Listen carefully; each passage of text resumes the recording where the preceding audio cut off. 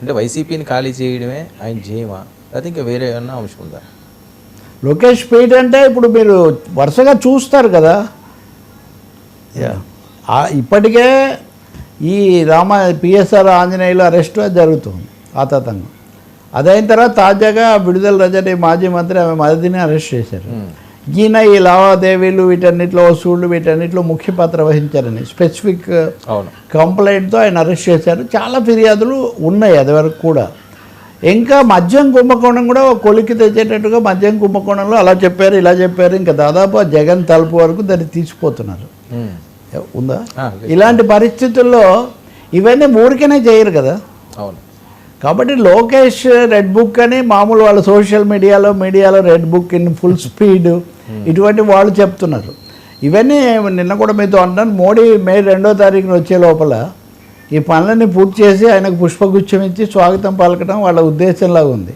బహుశా జగన్ విషయం ఒకటి ఏమైనా మాట్లాడతారేమో కానీ మిగిలినవన్నీ అప్పటి వరకు వాళ్ళు చేస్తారు. ఇప్పుడు మీరు చూడండి, పిఎస్ఆర్ ఆంజనేయులు ఆయన పోలీస్ అధికారి, మొన్నే నేను ఇక్కడ ఇంటర్వ్యూ చేసినప్పుడు ఆయన శ్రీనివాసులు చెప్తున్నారు, మా ఆఫీసర్లు ఎలా ఉంటారంటే పదవి పోయినా కానీ సుపీరియర్ బాస్ అనే అనుకుంటారు వాళ్ళు అని ఆయన జనరల్గా చెప్పాడు.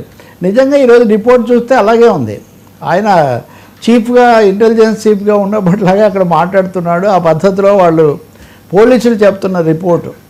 రెండోది విశాల్ గున్ని ఇంకో ఐపీఎస్ ఆఫీసర్, అతను స్పష్టంగా నేను పిఎస్ఆర్ ఆంజనేయులు చేస్తేనే నేను చెప్పానని చెప్పాడు.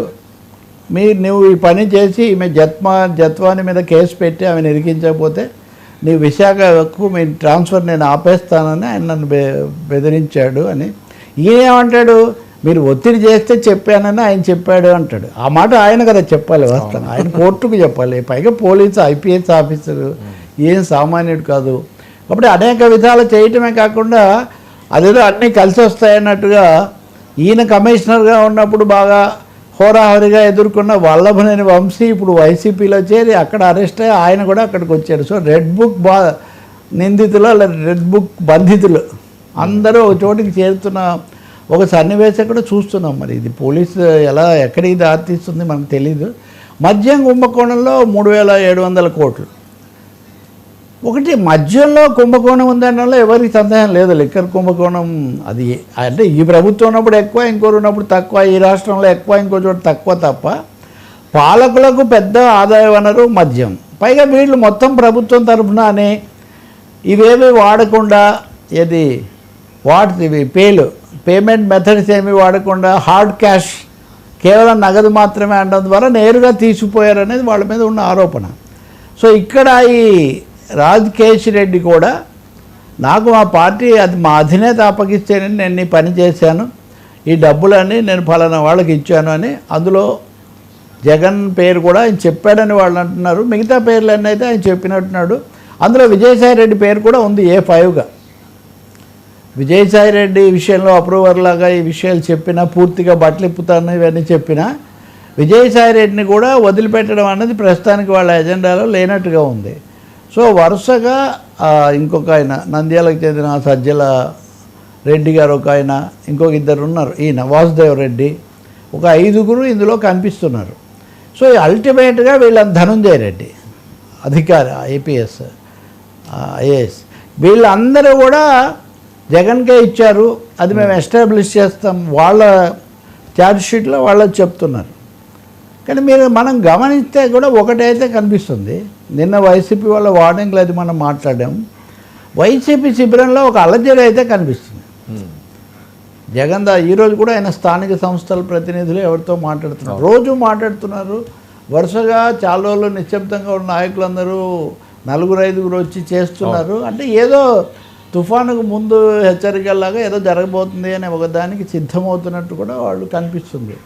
మరి అది వ్యూహాత్మకంగా ఇప్పుడే జగన్ వరకు తీసిపోతారా, కొంత ప్రధాని తర్వాత కొద్దిగా వాయిదా వేస్తారో తెలియదు. కానీ ఈ మద్యం కుంభకోణం విడుదల రజనీతో ఆ కుంభకోణం ఆగిపోవచ్చు, ఇంకో చోట ఆగిపోవచ్చు. కానీ మద్యం కుంభకోణాన్ని మాజీ ముఖ్యమంత్రి వరకు తీసిపోవటం అన్నదే లోకేష్ స్పీడ్లో ఫైనల్ అని అంటున్నారు. అక్కడికి చాలామంది అయ్యారు కాబట్టి తర్వాత పోలవరము అక్కడ జరుగుతుంది. ఎట్లా ఇంకా చాలా ఉన్నాయి అట్లాంటివి. సార్ ఏంటి చంద్రబాబు నాయుడు గారు కుటుంబ సమేతంగా ఢిల్లీ వెళ్ళడం, మోదీ గారికి ఆహ్వానం పలకడం, ఆయన మే 2 రావడం. ఆయన మే 2 అవును అమరావతి రీస్టార్ట్కు వస్తున్నారు. ఇప్పుడు ఏపీలో ముఖ్యంగా రాజధానిలో మొత్తం దృష్టి అంతా దాని మీద ఉంది. సహజంగా ప్రధానమంత్రి రావడం ప్రతిష్టాత్మకంగా భావిస్తారు కదా. అందులో మోదీ, చంద్రబాబు వీళ్ళ మధ్యలో వియోగాలు, ప్రేమలు రెండు ఉన్నాయి కదా.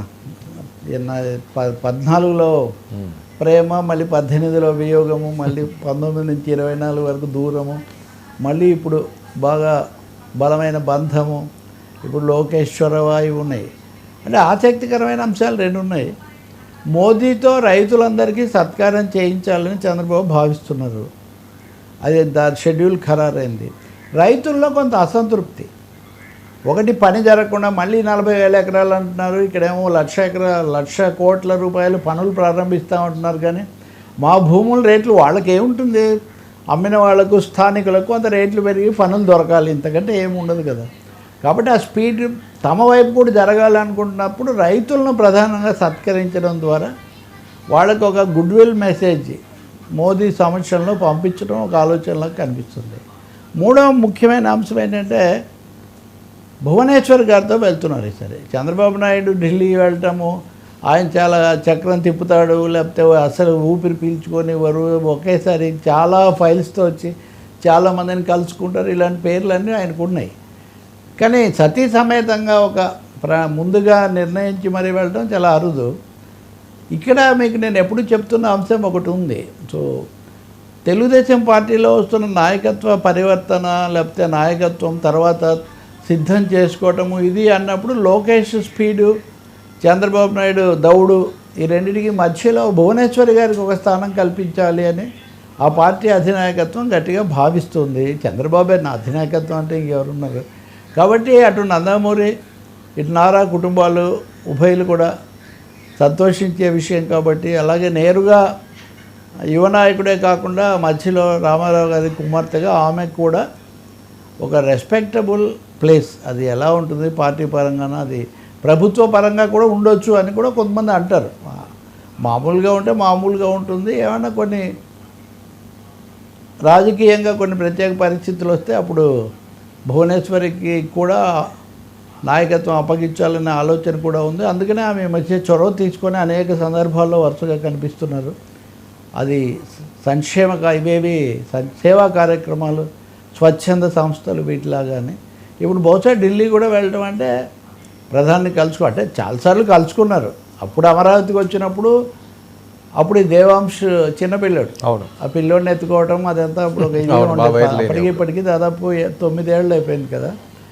కాబట్టి ఇప్పుడు అతను కూడా కనిపిస్తున్నాడు. కాబట్టి బట్ మేడం భువనేశ్వరి వెళ్ళడం రాజకీయ సంకేతం అది, ఇంకా అందులో ఏం సందేహం లేదు.